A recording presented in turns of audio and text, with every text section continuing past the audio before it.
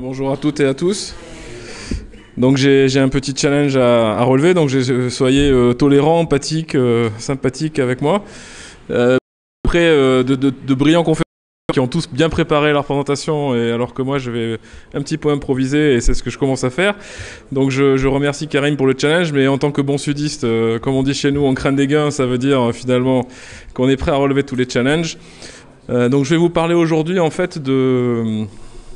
Bon, pas Quickbrain et Enovia, mais en fait c'est une problématique d'inspection en fait sur des bateaux gris, des bateaux militaires, pour pouvoir préserver en fait augmenter la durée de vie, faire en sorte que le bateau soit dans le meilleur état possible pendant le plus longtemps. Parce qu'à Toulon, la boîte est basée à Toulon. À Toulon, il y a la mer. Sur la mer, il y a des bateaux gris. Et dans la mer, il y a du sel. Et ce sel, chlorure de sodium, est très corrosif. Et donc, c'est un combat perpétuel pour pouvoir éviter que la corrosion n'endommage les structures internes et externes du bateau. Donc Enovia, juste en quelques titres, quelques mots, j'ai pas de présentation spécifique sur le sujet, mais donc je suis le fondateur d'entreprise avec ma chère et tendre. Donc là on marque des points dans la RSE, ça fait partie de l'inclusion, donc d'avoir des femmes dirigeantes. Et ça fait partie aussi des challenges multiculturels aussi qu'il a fallu que je gère. Donc Quickbrain en fait développé par CrazyLog, donc outil d'aide à la maintenance dont on va voir une application ici, et Enovia, on est une société de service spécialisée en ingénierie de maintenance. L'ingénierie de maintenance, c'est quoi ? C'est de corriger tout ce qui n'a pas été fait pendant la phase d'étude, c'est-à-dire chez des exploitants d'usines industrielles, notamment dans l'énergie, traitement d'eau, traitement de déchets, nucléaire et défense. C'est de refaire des plans de maintenance, des listes de pièces de rechange, recréer des référentiels techniques, préparer des gammes et organiser la documentation technique pour que le technicien puisse gagner du temps à réparer, à diagnostiquer, à dépanner ces équipements. Alors le challenge en fait, le challenge, donc c'était quoi ? Il y a ce qui s'appelle la navigabilité, c'est un peu comme sur les avions, donc même si ce sont des bateaux militaires, il y a quand même des règles pour protéger les gens qui sont à bord. Il ne faut pas que le bateau parte avec des trous dans la coque, sinon ça fait désordre. Donc c'est comment est-ce que finalement les personnes en charge de l'entretien d'un bâtiment de guerre peuvent avoir une vision synthétique et très rapide de l'état finalement de la structure du bâtiment pour pouvoir décider s'il peut naviguer ou pas. Donc ça passe par une classification des défauts, donc il y en a trois principaux, ça peut être de la corrosion, on en a parlé, ça peut être de la déformation, si l'officier stagiaire a un peu frotté le quai, ça peut être aussi des problèmes de revêtement, parce que la peinture, en fait, ce que vous savez pas, mais le premier poste en fait, de dépense sur un bateau militaire, c'est pas les missiles, enfin peut-être encore, ça se discute maintenant, mais en tout cas c'est la peinture. Voilà. Donc les gens qui font de la peinture pour les bateaux ont des bons business. Donc évidemment, une fois que c'est classifié, donc il y a l'identification et la localisation des bateaux, enfin des défauts, pardon. Dans un bâtiment, là on va parler d'un PHA par exemple, porte-hélicoptère amphibie, c'est des bâtiments qui font 180 mètres de long. Il y a à peu près 1000, ce qu'ils appellent des gisements, alors je vous donne des termes, c'est des locaux en fait, il y a à peu près 1000 locaux à l'intérieur. Donc évidemment, quand on fait une petite photo avec son téléphone, il faut bien expliquer où ça a été pris et bien localiser l'emplacement du défaut, surtout si c'est un petit point de rouille qui ensuite peut devenir un gros trou. Il faut arriver, parce qu'en général, la personne qui a fait la photo, c'est pas celle qui va faire l'intervention. Donc il faut quand même, à un moment, lui donner une information très précise, et c'est peut-être même une autre entreprise qui va intervenir, pour pouvoir localiser, caractériser, classifier, et ensuite, évidemment, avoir l'information de comment réparer le défaut. Donc une fois qu'on a identifié le défaut, qu'on l'a catégorisé, qu'on a expliqué ce qu'il fallait faire pour le régler, il faut aussi suivre le traitement. Est-ce que ça a été fait ? Bon, c'est bien gentil de dire il faut faire maintenant, c'est un acte de management, comme dit Stéphane, il faut aussi vérifier à des moments que ce qui a été demandé a été fait. Et il y a cette interaction entre la Terre, alors un service qui s'appelle Service de soutien à la flotte, qui gère toute la maintenance des bâtiments de la flotte, avec une entité à Toulon et une entité à Brest. Et cette entité, en fait, est au service de la marine. C'est un département de la marine nationale, et il est au service des bords. Ce que j'appelle les bords, c'est les marins. Les marins ne font pas la maintenance du bateau. Ils en sont, à un moment, ils sont responsables de l'aspect opérationnel des choses. Il faut qu'ils s'assurent que le bâtiment soit en état de naviguer, mais les L'entité en charge, c'est pas les marins, c'est pas la partie opération, c'est pas le commandant du bateau qui pilote la maintenance. Il donne les moyens aux équipes qui interviennent de faire la maintenance, et la plupart du temps, ce sont des sociétés extérieures. Les contrats de maintenance étant globalisés, externalisés à des entreprises que vous connaissez comme Naval Group, Chantiers Atlantique, d'autres, CNN, MCO, CGLEC. Enfin, il y a un certain nombre de gros acteurs qui prennent en main une gestion globale. Donc ça, c'est le rêve de tous les chefs de directeurs d'usine. Ils prennent en main la globalité de la maintenance. Alors, c'est assez impressionnant. Ça veut dire qu'ils garantissent une disponibilité pendant 7 ans.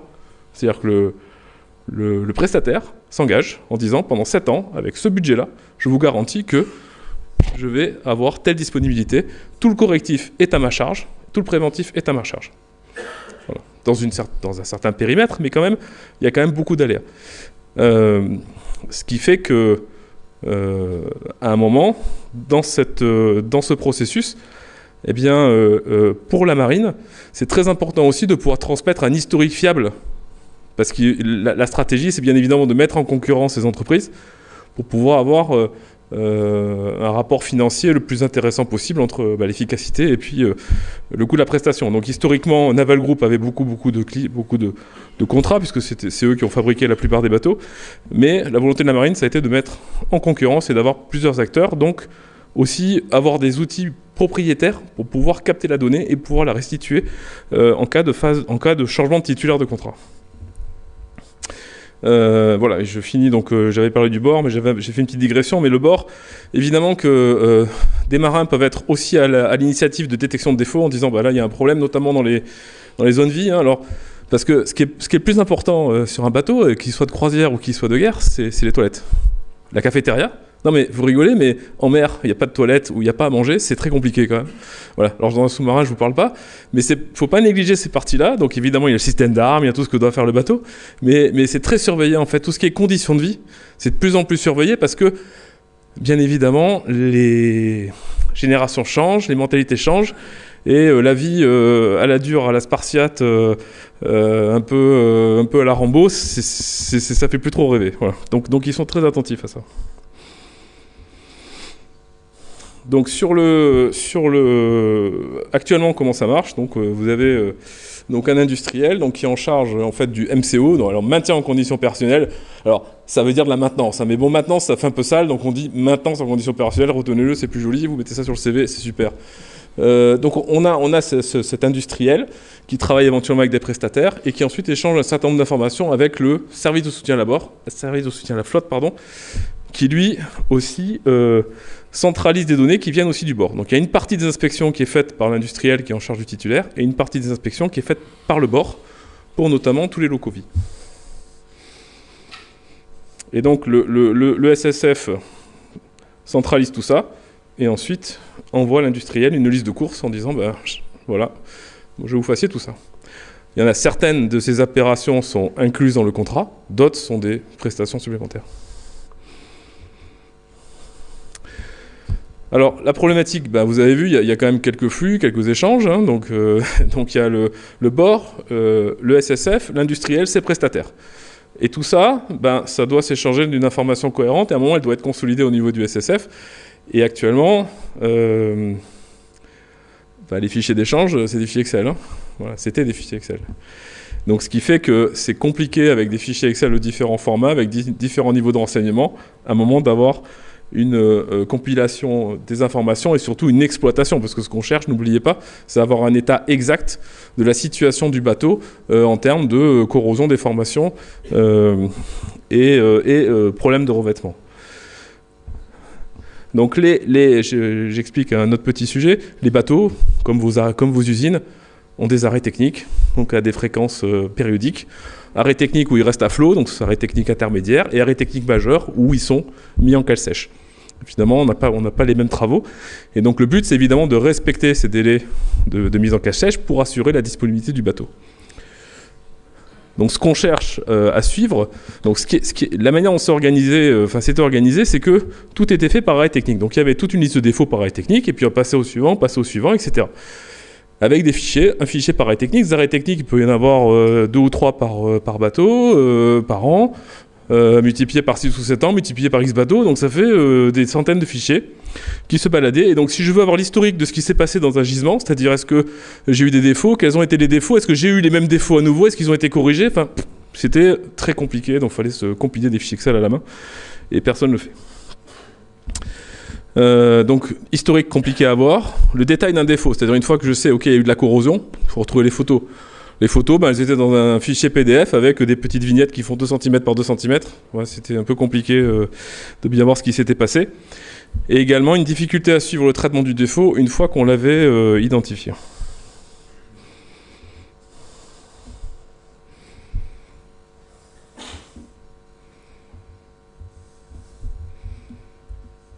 Ah, pardon, ça partait.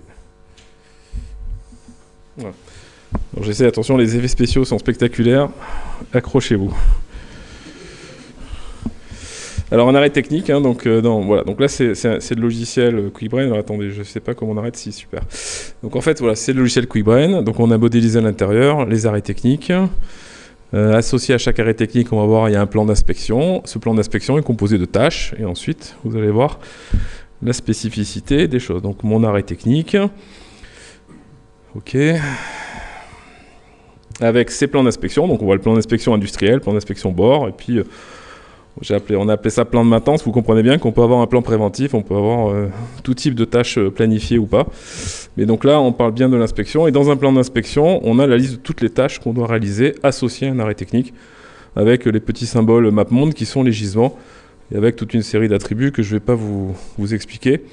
Donc là, quand on va aller sur un gisement,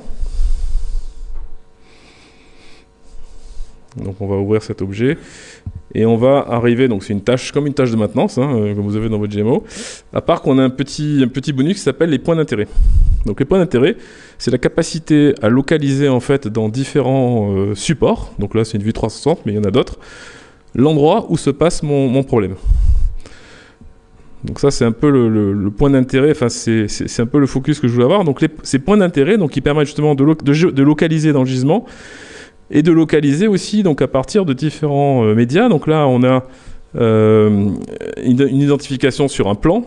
Donc là, c'est des manchons, c'est ce qui traverse la coque. On peut avoir donc c'est ce manchon-là qui a été photographié filmé à partir d'un drone d'inspection. Donc on peut dire sur une telle séquence d'inspection, voilà où se situe le problème. Donc pour donner une information et un contexte plus important à celui qui va traiter le problème. On peut évidemment l'appeler dans le descriptif de la tâche, et évidemment dans la tâche à réaliser, mettre une petite description, blablabla. Bon, voilà, on peut évidemment aussi annoter des photos. Donc là, c'est une inspection par drone, hein, donc c'était une drone. Et si on a une maquette 3D, alors je la montre, hein, parce qu'il faut quand même la montrer, la 3D. Bon. Alors on n'en fait jamais de la 3D, hein, parce qu'il n'y a jamais aucune maquette qui est exploitable. Elles ne sont pas faites pour faire de la maintenance, elles sont faites pour construire. Donc de base, il faut beaucoup de travail pour la faire. Donc on peut aussi annoter à l'extérieur de la structure. Donc là, c'est une maquette qui n'est pas confidentielle, hein. C'est téléchargé sur un site pour faire l'impression 3D. Hein. Donc vous avez toutes les frégates de la flotte française, vous pouvez les télécharger. Et donc là, vous avez vu, à l'intérieur, on peut avoir, par exemple, des vues 360. À l'extérieur, on peut avoir une localisation, alors plus ou moins précise, mais directement sur la maquette 3D. Donc on parlait de low-tech tout à l'heure, c'est pas la peine de faire un scan 3D de la frégate, même si on a eu des expérimentations, on peut stocker tout ça, mais l'objectif, c'est quoi? C'est de localiser, c'est de suivre l'historique. Donc, on fait des vues 360, ça coûte pas très cher. Et on prend une maquette qui vaut 300 balles, et puis on arrive quand même à positionner, si on a des enfoncements ou des défauts de peinture, on arrive quand même à les positionner précisément avec un investissement qui est minime.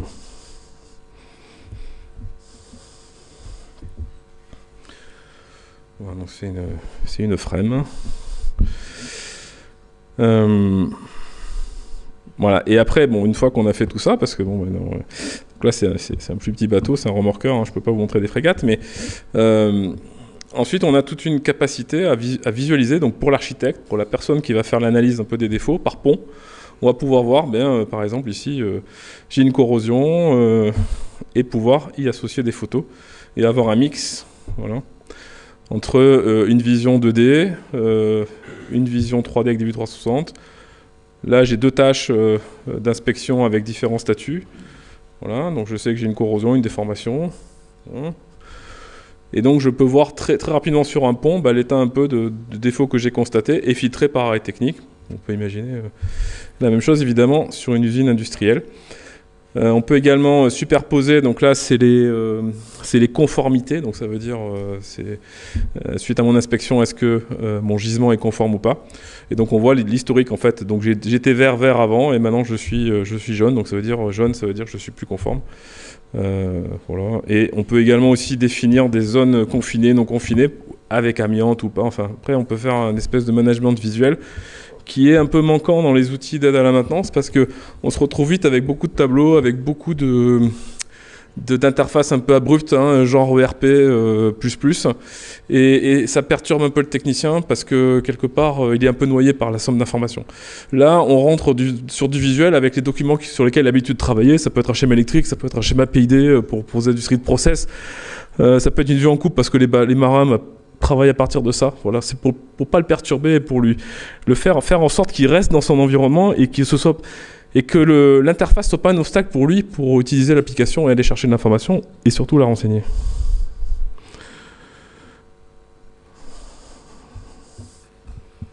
Voilà, donc là, on voit les tâches. Voilà, vous avez vu un petit aperçu de ce que ça peut faire. Avec donc pour le prochain slide en fait c'est l'architecture actuelle. Donc l'architecture actuelle, donc, on retrouve toujours à gauche l'industriel, à droite le SSF et le bord. Donc on a des instances Quickbrain un peu partout. Alors pourquoi c'est un peu partout? Parce que je vous explique, on pourrait se dire, c'est une appli cloud, on pourrait se dire on est connecté au cloud et puis l'industriel se connecte à la même instance que le SSF et que le bord, mais les réseaux, il y a marqué un intradef là, intradef c'est le réseau du ministère des Armées, et donc il ne peut pas être connecté pour le moment avec d'autres réseaux interconnectés. Donc on est obligé de faire des échanges, on reste quand même sur des échanges de fichiers, donc, mais ce sont des extractions de données de Quickbrain à Quickbrain. C'est plus des fichiers Excel qui n'ont pas de structure et qui n'ont pas un format standard. Donc je vais exporter à un moment, l'industriel exporte ses inspections vers le SSF, le bord exporte ses inspections vers le SSF. Le SSF ensuite donne tout ça à l'industriel ou vous demande des compléments d'information.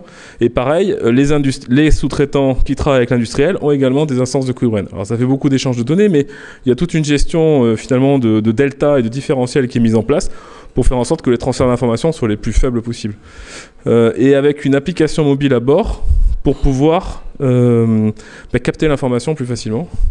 Puisque la difficulté, ok, on fait des photos avec son smartphone, mais la photo, il faut savoir où est-ce qu'elle a été prise, il faut un peu la catégoriser, il faut savoir dans quel gisement elle a été prise, à quelle date.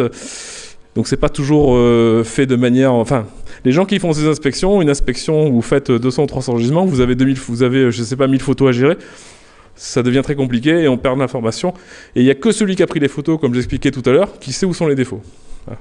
Ça, c'était comme ça avant. Maintenant, on est capable de savoir pour un gisement, avec les points d'intérêt, ou même sans les points d'intérêt, on est un minima capable de savoir que pour cette inspection, voilà les défauts qu'on a identifiés, voilà les photos des défauts, voilà où ils sont localisés. Enfin, on a beaucoup d'informations pour ensuite prendre les bonnes décisions. En fait. Ah c'est fini. Voilà, merci.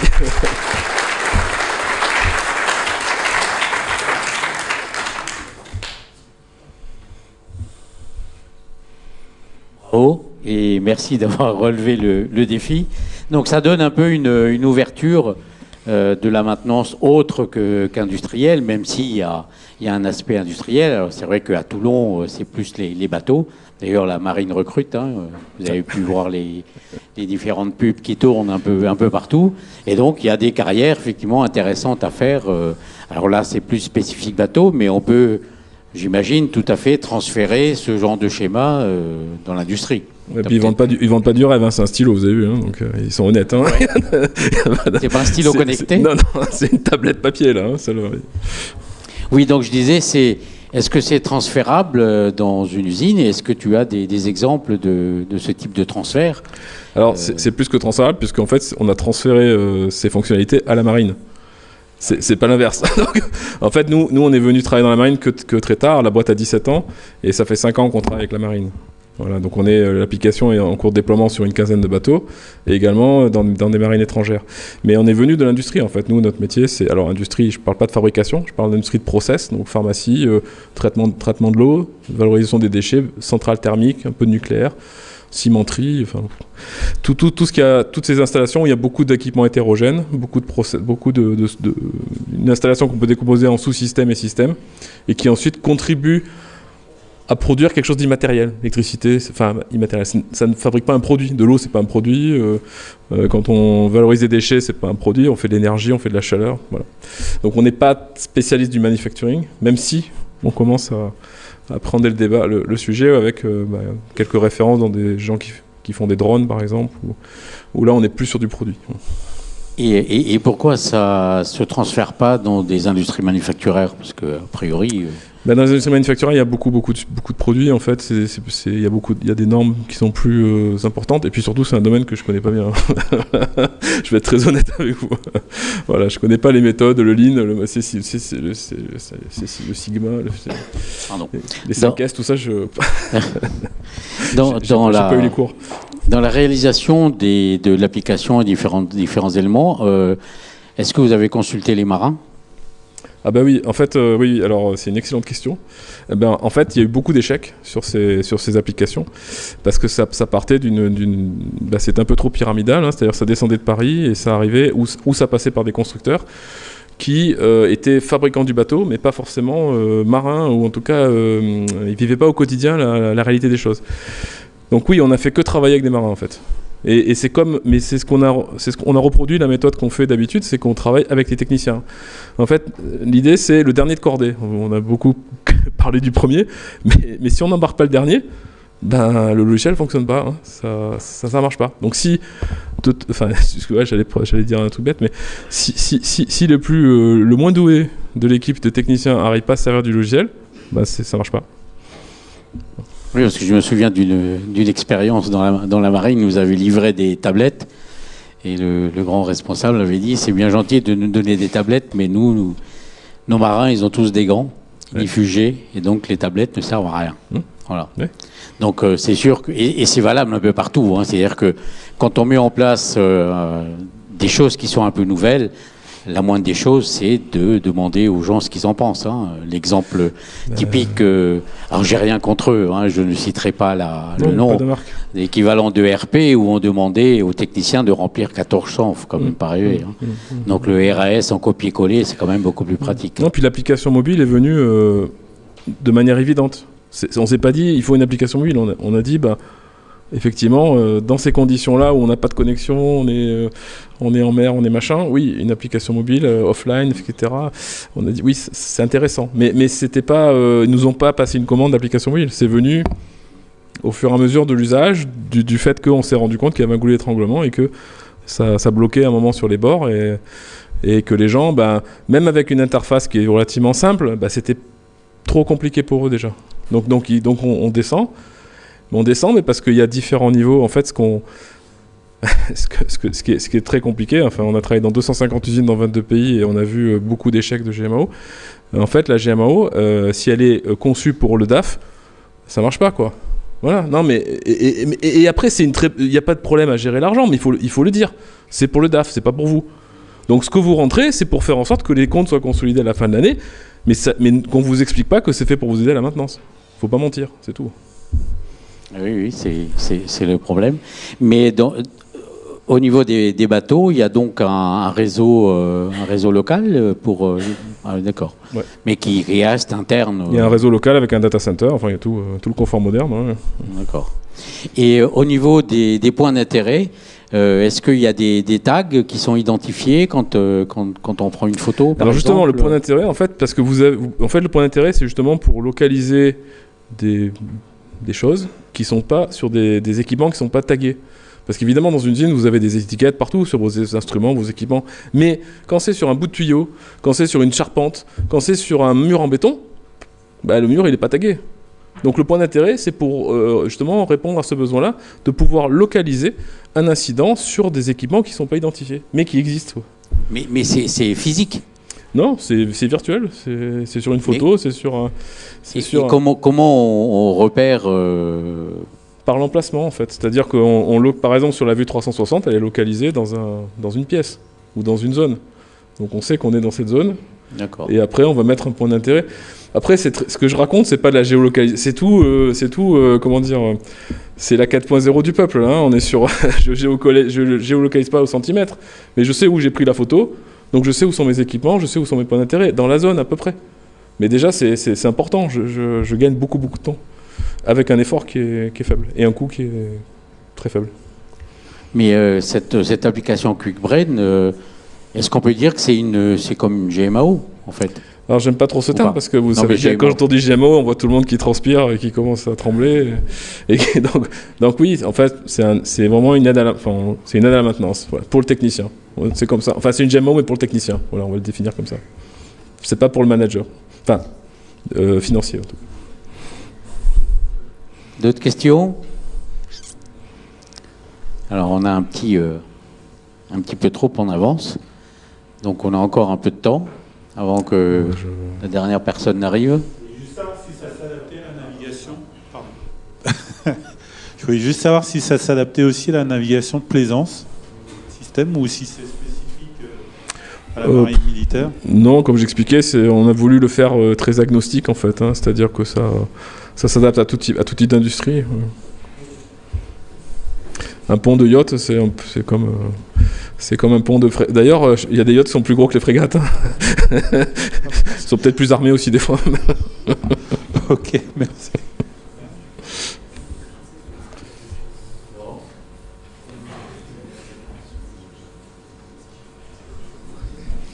Est-ce qu'il y a des perspectives d'adaptation de ce logiciel, de l'intégrer à un autre logiciel de gestion de production, par exemple, ou autre?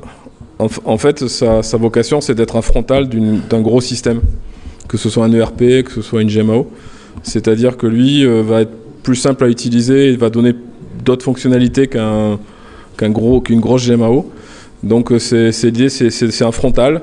Par exemple, à bord des bateaux, on veut le positionner comme étant l'outil d'aide à la maintenance du bord. Après, à terre, qui est un gros système qui va consolider toutes les données, faire de l'analyse prévisionnelle et tout ce qu'on peut faire avec la donnée, c'est formidable, au niveau de toute la flotte. Par contre, si la donnée n'est pas bien captée, manuelle, hein, parce qu'elles peuvent être automatiques, mais il y a beaucoup de données manuelles. L'inspection, alors oui, l'inspection visuelle, mais enfin, on ne va pas envoyer un drone faire l'inspection dans un bateau, enfin, il faut être raisonnable. Donc, il y a quand même beaucoup d'informations qui viennent de l'humain.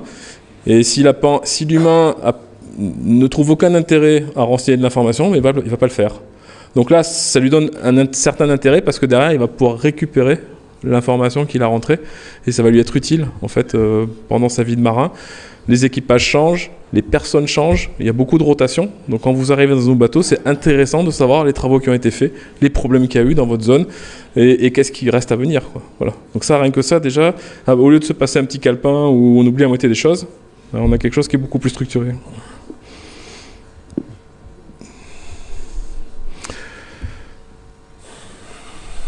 Plus de questions? Ah, Corinne.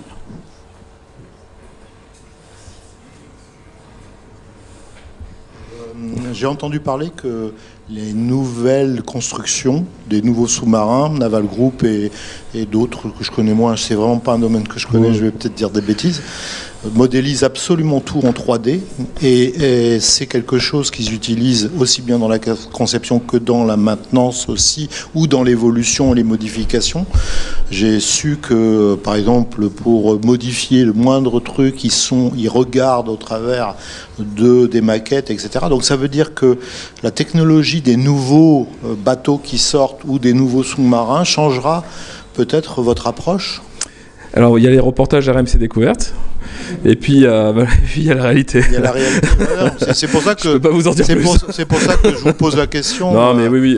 En conception, en ce qui s'appelle en travaux neufs, ce que vous appelez travaux neufs, ou ce qu'ils appellent MLU, Mid-Life Upgrade, où ils refont toute une refonte. Oui, évidemment, tout ce qui est études, la maquette 3D est là, elle est utilisée. Maintenant, elle est propriétaire plus ou moins du constructeur.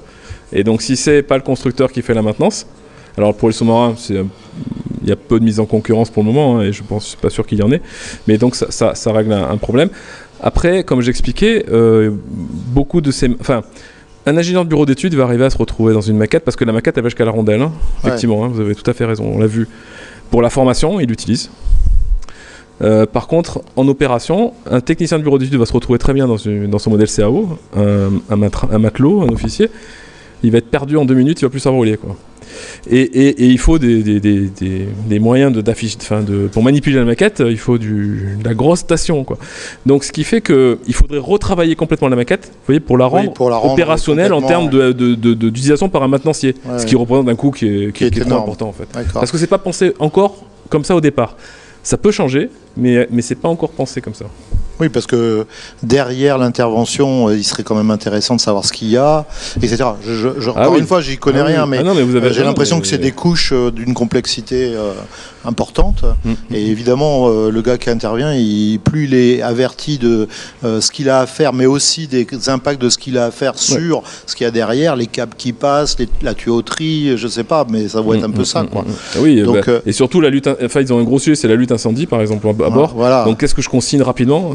Qu'est-ce qui alimente quoi? Ça c'est des gros challenges. Effectivement, si vous avez un jumeau numérique, clac. Et... Bon, il y a encore à faire, quoi. C'est ça? De belles années encore. Ouais. Est-ce qu'on peut imaginer pour une... Alors je reviens plutôt dans le manufacturier. Hein. Est-ce qu'on pourrait imaginer, avant même que l'usine existe, de commencer à faire de la construction dans Kluckbrenn, par exemple? Alors l'histoire d'Enovia, c'est de faciliter le transfert entre... Au départ, hein, c'était un peu mon challenge, bon, je ne suis pas arrivé, mais c'était de faciliter le transfert des données entre le concepteur et l'exploitant, et le maintenancier, quoi. Donc oui, dans les projets qu'on est en train de... Par exemple, au chantier de l'Atlantique, parce que ce sont nos clients, le soutien logistique intégré, donc ils font des sous-stations électriques, hein, c'est des gros transformateurs pour connecter les éoliennes. Ces analyses de soutien logistique sont faites dans Kluckbrenn. Et donc après il y a des livrables qui sont extraits de ça, mais ils ont toute la base de données en fait avec toutes les références de toutes les pièces, tous les articles, etc. Et comme les sous-stations se ressemblent, ils essayent de standardiser un maximum parce qu'ils veulent en faire, et comme ils font pour les paquebots, ils veulent avoir une logique de produit. Eh bien oui, ça a un gros intérêt. Et après, alors ils l'utilisent pas encore en MCO, en maintenance, mais ils y réfléchissent parce que là, on a une continuité de l'information. Et oui, parce que si on arrive à gérer son référentiel technique et ensuite à le transférer à celui qui va en faire la maintenance, on a tout gagné. Mais ça, il faudrait que... la société qui arrive à comprendre ça, elle est riche et très riche. Ouais. Oui, parce qu'en plus, ça permet d'avoir un dialogue entre le concepteur et l'utilisateur ou le technicien de maintenance, parce que très souvent, ils ne se comprennent pas trop. Et puis c'est très théorique. On a une étude de soutien logistique intégré qui est très théorique, avec des standards, des normes. Bon, et après, quand on passe à l'exploitant et au maintenancier, il fait un dixième de ce qui a été demandé, parce qu'il a l'expérience de ça. Il sait que c'est pas la peine de faire certaines opérations, ou il va en rajouter. Donc effectivement, si on arrive à avoir le retour, on est dans un processus d'amélioration continue, un cercle vertueux, et puis on améliore le produit, on améliore la disponibilité, on améliore... Enfin bon, ça, c'est un joli PowerPoint. Ça limite un peu l'incompréhension entre l'ingénieur concepteur et l'exploitant. Hein. Je me souviens, je ne sais plus où c'était, fabricant de moteurs chez Clemcy, où l'ingénieur disait, moi je parle de consommation excessive de balai. Et le gars de la technique, il disait non, c'est une usure anormale du balai. Et lui, il dit oui, mais moi, c'est en termes de consommation. Il dit oui, mais moi, c'est en termes techniques. Donc il y a des incompréhensions de ce type-là, et peut-être que ça pourrait permettre d'avoir un dialogue en amont, quoi. On le souhaite. Il n'y a plus d'autres questions. Alors, merci. Il est bloqué pour l'instant, l'intervenant, là, sur la route, entre Ilkirch et ici. Ah. On va meubler. Sur ce projet-là, ça a été quoi votre plus grosse problématique, votre plus gros frein, en fait? C'est l'adoption. C'est l'adoption par les gens. Ça a été de démontrer que ça leur apportait quelque chose. Mais à tous les niveaux, c'est-à-dire que ce soit l'industriel qui fait l'inspection, il a fallu lui démontrer que c'était mieux que son fichier Excel. Le SSF, bon, il était plutôt convaincu, c'est lui qui a fait la demande parce qu'il sentait bien qu'il y avait un besoin, mais il le voyait, lui, de sa fenêtre. En fait, on s'est aperçu qu'il y avait il n'y avait pas vraiment beaucoup de monde qui avait une vision totale, vous voyez, du process complet entre l'industriel, le SSF et le bord. Chacun avait un morceau de l'histoire, et il a fallu, la plus grosse difficulté, c'était de comprendre comment tout ça s'organisait et comment les informations circulaient et quels étaient les vrais besoins de chacun pour qu'on arrive à y répondre. Ouais, c'était ça le plus dur. Ok, donc on en revient sur une problématique de process et d'humain, quoi. Ah oui, oui, après la technique, c'est pas un sujet. Hein, c'est ça. D'accord. Ça fait 2 ans. Ça fait 2 ans. Ouais. Bien. S'il n'y a pas d'autres questions, ben, merci beaucoup, Jean-Yves. Merci d'avoir relevé le défi. Je crois qu'on peut l'applaudir. Hein. C'est gentil. Merci.